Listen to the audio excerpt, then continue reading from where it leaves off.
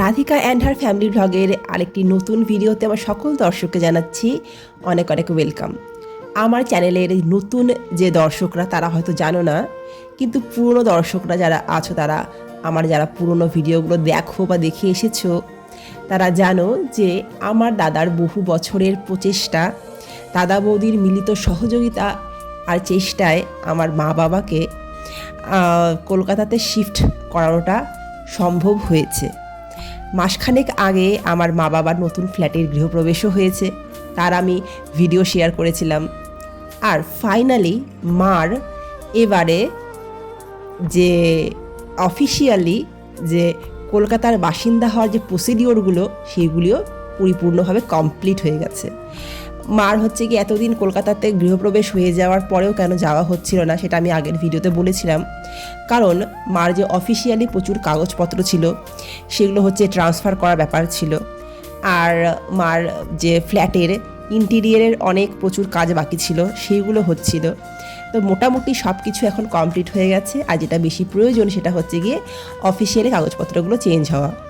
আর vote গেল, বিধানসভার vote গেল, তো তার জন্য একটু লেট হয়ে গেল সরকারি কাগজপত্রগুলো তৈরি করতে। তো এবারে মা যাওয়ার জন্য প্রস্তুত। তো ছেলের কাছে যাচ্ছে, ছেলে, বৌমা, ছেলের ঘরের নাতনি, তার তো একটা আনন্দ এক্সাইটমেন্ট আছেই। প্লাস নর্থ বেঙ্গলটা তো মার জন্মভূমি, 60 বছর ধরে এখানে আছে, জন্ম হয়েছে, সংসার করেছে, বিয়ে হয়েছে, মা হয়েছে, তার যে একটা টান সেটা কিন্তু কোনো কিছুর সাথেই তুলনা করা যায় না। এখানকার মেয়ে জামাই, মার প্রিয় নাতনি রাধিকা, যাকে জন্মাতে দেখেছে, যাকে মা নিজে হাতে করে বড় করেছে। সত্যি কথা, রাধিকার বড় হওয়ার পিছনে মার আর বাবার অবদান আমি কোনো জন্মেই ভুলতে পারবো না। মা বাবা ছিল বলে আমার মেয়েটা এত সুন্দর করে বড় হয়েছে আর এত সুন্দর শিক্ষা পেয়ে বড় হয়েছে, সেটা সবথেকে বড় কথা। তো এখান থেকে চলে যাচ্ছে, মার একটা দুঃখ কষ্ট তো আছেই, প্লাস ওখানে যাচ্ছে সেখানকার একটা আনন্দ আছে। তো মার মধ্যে একটা মিক্সড একটা অনুভূতি চলছে, সেটা ভাষায় প্রকাশ করার মতন না। তো মার ইচ্ছে হচ্ছিল যে মার যে পুরনো বাড়ি, তেলিপাড়ার বাড়ি, যেখানে মা 40 থেকে 45 বছর সেখানে কাটিয়েছে, সংসার করেছে, আমরা সেখানে জন্ম হয়েছি, আমি, দাদা। তো সেখানে মার একটু যাওয়ার ইচ্ছে হয়েছে, কেমন আছে পুরনো বাড়িটা, যারা এখন আছেন ওই বাড়িতে তারা কেমন রেখেছেন ওই বাড়িটা, মার একটু দেখতে ইচ্ছে হয়েছে। তো আমরা মাসখানেক আগে গিয়েছিলাম, তো বাড়িটা কেমন দেখে এলাম, আর বাড়ির সাথে জড়িত কিছু স্মৃতি রোমন্থন করব, আর সবটাই শেয়ার করব আমার দর্শক বন্ধুদের সাথে। আশা করি ভালো লাগবে, তোমরা দেখতে থাকো।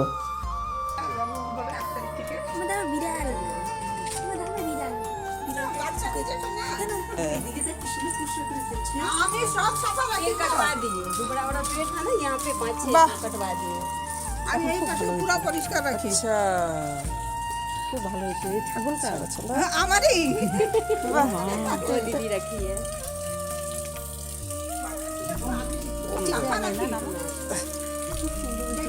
জল না এখন পার হয় না তো पूरा पेड़ काट दिया, वो घर बनाएगा।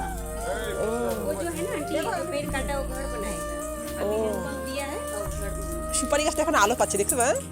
এই ঘরে কি मुर्गी रखो लगी মুরগি না এখানে কিছু নেই, ऐसे ही है बस खाली খালি ছিল না দিদি।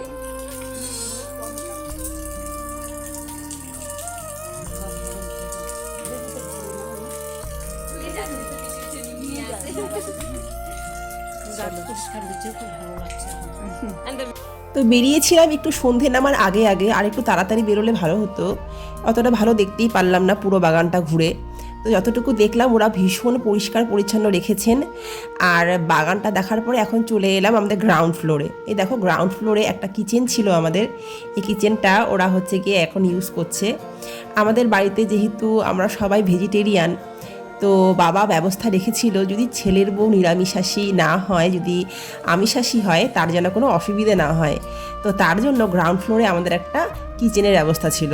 তো সৌভাগ্যক্রমে আমার বৌদি যে বাড়ির থেকে এসেছে সেই বাড়িতেও ওরা পুরো নিরামিষ। তো বৌদির কখনোই ইচ্ছে হয়নি আর প্রয়োজনও হয়নি এই গ্রাউন্ড ফ্লোরে আমিষ ওঠানোর। তো দাদা বৌদি যখন কলকাতা থেকে আসতো আমরা সবাই ওপরে ভগবানের প্রসাদ পেয়েই ভোগ পেতাম, মানে প্রসাদ পেতাম।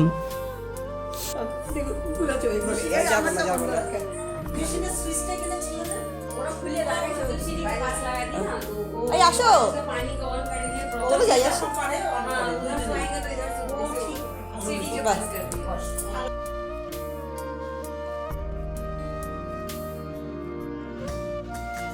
বাহ, তুমি এখানে বিজনেস করো আরে আমার কাপড়ে? ও বাহ, আমি ক্যান্টে করি তাই? হ্যাঁ তো এখন দোকান একটু ছুটে গেছিল ও আবার এক বাহ, তারিখ থেকে ওখানে শিফট করবো আচ্ছা, চলে যাবো একটা কাপড় বাহ, খাও আরে খুব ভালো লাগতেছে। और তোমার দিদি বাচ্চার মতন এই বাড়িটাকে যত্ন করে मेरा मालिक तो पहले आप है ना ঠিক আছে চলো, এটা বিক্রি করে হবে, এটা দোকান, এটা চলো চলো।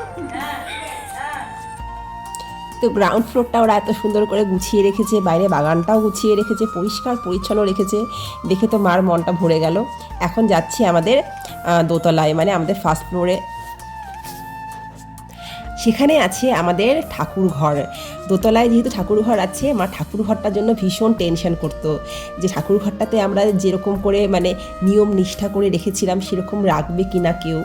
তো সেখানে এসে না সত্যি মনটা ভরে গেল। দেখো তোমরা নিজেরা দেখো, এত সুন্দর সাজিয়ে রেখেছে, একদম ফুল বাংলা করে রেখেছে, একদম হ্যাঁ ফ্লাওয়ার দিয়ে ডেকোরেশন করে রেখেছে, আর সুন্দর সিংহাসন বসিয়ে ভগবানকে এত সুন্দর করে সেবা যত্ন করে রেখেছে না। ওই যে আমি একটা ভিডিওতে এর আগে বলেছিলাম, একটা গৃহপ্রবেশের ভিডিও ছিল অক্ষয় তৃতীয়ার দিন, যে কোনো একটা বাড়িতে সেই বাড়ির লোকজন কেমন সেটা বোঝা যায় তার ঠাকুর ঘরটা দেখে। নিজেরা খালি সুখের চিন্তা করলে হয় না, ভগবানকে কে কতটা সুখে রেখেছে তার উপরই ডিপেন্ড করে সেই বাড়ির মালিকের মনটা কেমন। সুতরাং বাড়িতে এসে মানে এত ভালো লাগলো, আমি একটা মন প্রাণ ভরে একটুখানি প্রণাম করে নিলাম। তো যাই হোক, আমার ঠাকুর ঘরটাকে, আমাদের ঠাকুর ঘরটাকে ওরা যত্ন করে রেখেছে, এর থেকে বড় পাওয়ার কিছু নেই। তো এই ফ্লোরে যারা এখানে রেন্টে থাকেন, মানে আমাদের এই ফার্স্ট ফ্লোরে, তারা বাড়িতে ছিলেন না। তো সুতরাং বেডরুমের বা কিচেনে যাওয়ার যে রুমটা সেটা তালা মারা ছিল, তো সেটা এখন দেখাতে পাচ্ছি না। কিন্তু আমার যে নিজস্ব কিছু করা ভিডিওতে ক্লিপিংস আছে সেটা আমি তোমাদের সাথে শেয়ার করে দেখাচ্ছি যে আমাদের ফার্স্ট ফ্লোরের কিচেনটা বা উপরের রুমগুলো কেমন। তার আগে তোমাদের সাথে শেয়ার করে নিই আমাদের ছাদে রাধিকা তার ছোটোবেলার বেশিরভাগ মুহূর্তটাই এখানে কাটিয়েছে। কারণ রাধিকাকে জন্ম হওয়ার পর থেকে তো আমি এখানেই ছিলাম বেশিটা। তো ও ছোটোবেলায় এখানে ঘোড়া গাড়িতে করে ঘুরে ঘুরে খাওয়া, গাড়ি চালানো, যে কোনো সময় মা ও কান্নাকাটি করতো, ছাদে নিয়ে আসতো, বেশি হাসতো, ছাদে নিয়ে আসতো। যে কোনো কিছুর জন্য এই ছাদটা ছিল রাধিকার এন্টারটেনমেন্টের একটা মেন জায়গা।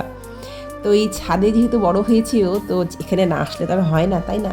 তো রাধিকাও ভীষণ বায়না করছিল, ছাদে ছিল ওর জন্য একটা দোলনা বাঁধা, এখানেও দোলনায় চড়ে চড়ে প্রচুর ভিডিও করতো।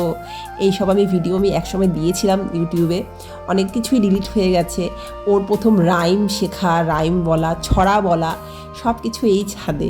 কি বলবো, মানে এত স্মৃতি, মানে বলে বোঝানোর মতন নেই। এখানে এসে দেখলাম দুটো ফ্লোরে আলাদা দুটো ফ্যামিলি রেন্টে থাকেন। তো নিচের তলাতে যারা থাকেন ওনারাও একজন ডগি পোষেন, তো উপরেও একজন দেখছি যে কিউট একটা ডগি বসে আছে, আর ভীষণ শান্ত উপরেরটা, আর নিচেরটা কিন্তু ভীষণ মানে একটু অ্যাগ্রেসিভ টাইপের দেখলাম।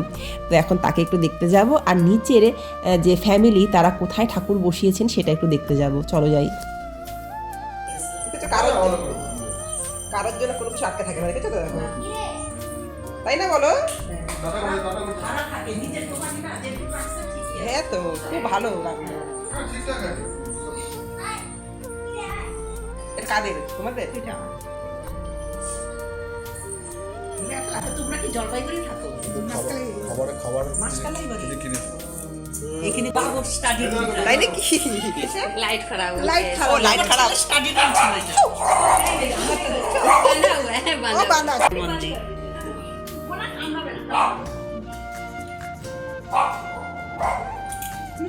হনুমানজি শিবলিঙ্গ বসিয়েছে এই ঘরে। এই যে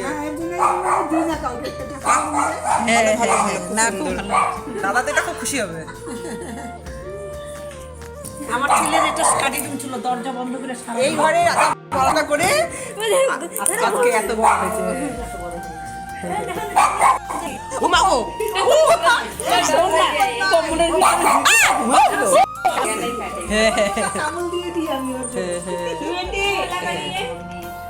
फला नहीं ना इसको ब्लैंकेट उड़ाए हैं हाँ उसी में रहता है দাদা এখন ব্ল্যাঙ্কেট তো লাগবেই। বাবা আমরা দারুণ যত্ন করি ঠান্ডা লাগবে তো ভালো তো তাহলে কাঁকরোল নুনিয়া বানানোর জন্য চলুন তাহলে দেখা যাক কিভাবে করতে হবে। 3টে কাঁকরোল আছে, এটাকে এখন আমি একটু লবণ হলুদ দিয়ে মেখে আগে ভেজে নেব।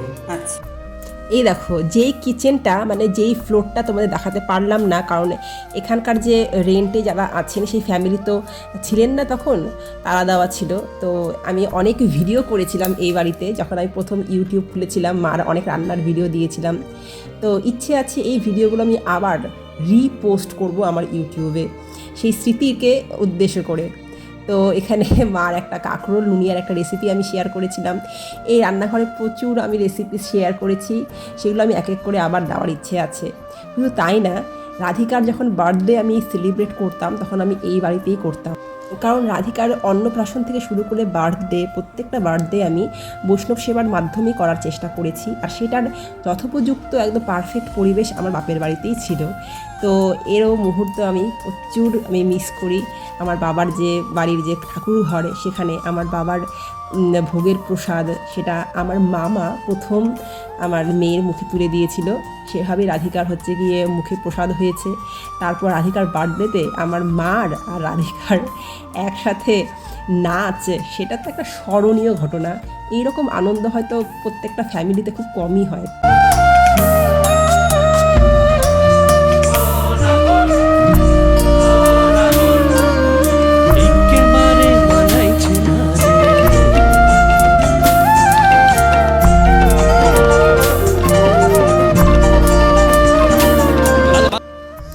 এই বাড়ির ছাদে রাধিকার ঘোড়ার গাড়িতে করে খেলা, এখানে রাধিকার প্রথম হাঁটা শেখা। কলকাতার থেকে যখন দাদা বৌদিরা যখন আসতো, দাদা বৌদি আমার ভাইজি, ওদেরকে একসাথে আবার স্টেশনে ছাড়তে যাওয়া, এই বাড়িতে অনেক আনন্দ করা, আবার এখান থেকে কোথাও ঘুরতে যাওয়া, এই সব স্মৃতি এই বাড়িটাকে কেন্দ্র করে গড়ে উঠেছে। সুতরাং এই বাড়িতে থাকি চাই না থাকি, এই স্মৃতিগুলো কিন্তু কখনো মন থেকে চলে যাবে না। জীবনের প্রথম কম্পিউটারকে টাচ করেছিলাম, এত কাছ থেকে দেখেছিলাম এই বাড়িতেই। দাদা যখন প্রথম কম্পিউটার এনেছিল, সেই দিনটা যে কত আনন্দের ছিল এখনও ভোলা যায় না। গুরুদেব এবং কত বৈষ্ণবে যে চরণধুলি পড়তো বছর বছর, আর কত যে বৈষ্ণব সেবা হতো। শুধুমাত্র তাই নয়, আমার বাবার রোজকার পুজো, আমার মায়ের পুজো, আর আমার রাধিকার এই ভক্তিমতী, অতটুকু ভক্তিমতীও হয়েছে আমার মা বাবার হাত ধরেই কিন্তু হয়েছে। এটা একটা পরম পাওয়া আমার জীবনে। আমার মায়ের সেই লাল পাড় গরদের শাড়ি পরে পুজো দেওয়া, মাসি পিসি কাকি জেঠি দিদা ঠাকুমা, কত আত্মীয় স্বজন যে আসতো বৈষ্ণব সেবায় তার কোনো হিসেব নেই। আমরা মাস্তুতো আর মামাতো ভাই বোন হচ্ছে 3টে বোন আর 4টে ভাই। আমরা সবাই এই বাড়িতেই কিন্তু প্রচুর আনন্দ করেছি। বাবার এই তেলিপাড়ার বাড়িতেই আমার জন্ম, আমার বিয়ে হয়েছে এই বাড়ির থেকে, আর এই বাড়ির থেকেই আমার বিদায় হয়েছিল শ্বশুর বাড়ির উদ্দেশ্যে।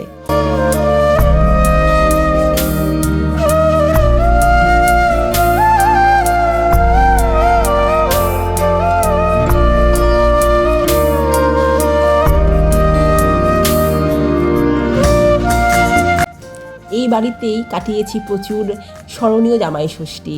মার সেই পথ চেয়ে বসে থাকা, মেয়ে জামাই আসবে, তাদের জন্য পঞ্চব্যঞ্জন রান্না করে ভগবানের ভোগ দিয়ে, সেই প্রসাদ দিয়ে জামাই ষষ্ঠী উদযাপন করা।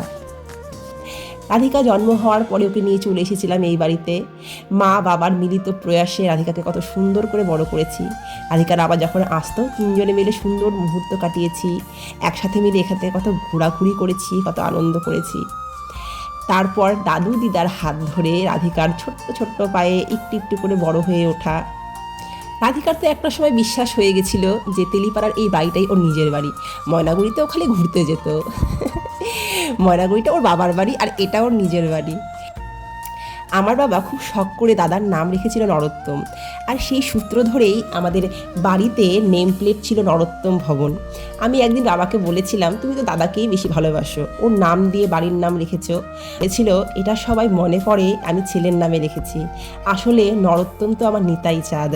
3 প্রভুর মধ্যে যে একজন প্রভু নিত্যানন্দ প্রভু, নিত্যানন্দ প্রভুর আবেশ অবতার হলেন নরোত্তম দাস ঠাকুর। সেই নরোত্তম দাসের পরিবার অন্তর্ভুক্ত হলাম গিয়ে আমরা। তো সেই জন্যই নিত্যানন্দ প্রভুর আবেশ অবতার নরোত্তম দাস ঠাকুরের নামেই আমার দাদার নাম রাখা হয়েছিল। আর সেই জন্য আমিও বাবার এই যে একটা মানে একটা ভক্তিমূলক একটা মানসিকতা বা মনোভাব, সেটাকে শ্রদ্ধা জানিয়ে আমি আমার বাড়ি মানে আমাদের যে ময়নাগুড়ির বাড়ি সেই বাড়ির নাম রেখেছি রাধিকা। এটাকে এখানকার সবাই মনে করে আমি হয়তো আমার মেয়ের নামে রেখেছি, কিন্তু না, রাধারানী হলেন আমাদের ইষ্ট দেবতা। তাই জন্য সেই নামটা যাতে আমি আমার মেয়েকে ডাকতে গিয়ে বারবার করে সেই রাধারানীর নাম যাতে উচ্চারণ হয়, সেই জন্য মেয়ের নাম রেখেছি রাধিকা। রাধিকা নামটা কিন্তু ভীষণ রসালো, ভীষণ রসময়, যতবার ডাকি মনে হয় যেন আরও একবার ডাকি, কখনো বিতৃষ্ণা আসে না, তাই না? রাধিকা বলে যখন মেয়েকে ডাকি না, খুব রেগে থাকলে পরেও ওকে খুব একটা বকা দিতে পারি না, মনে হয় এটা তো ভগবানের নাম করে ডাকছি, তাই না? নরোত্তম ভবনে ফেলে আসা সেই দিনগুলোকে আমি আর ফিরে পাবো না, তো নরোত্তম ভবনের সেই কাটানো স্মৃতিগুলোকে আমি স্মৃতিচারণ করি এই রাধিকা ভিলাতে বসে বসে। তো এই ভিডিওটা আমি একটা স্মৃতি সংরক্ষণ হিসেবে রেখে দিলাম আমার ইউটিউব চ্যানেলে।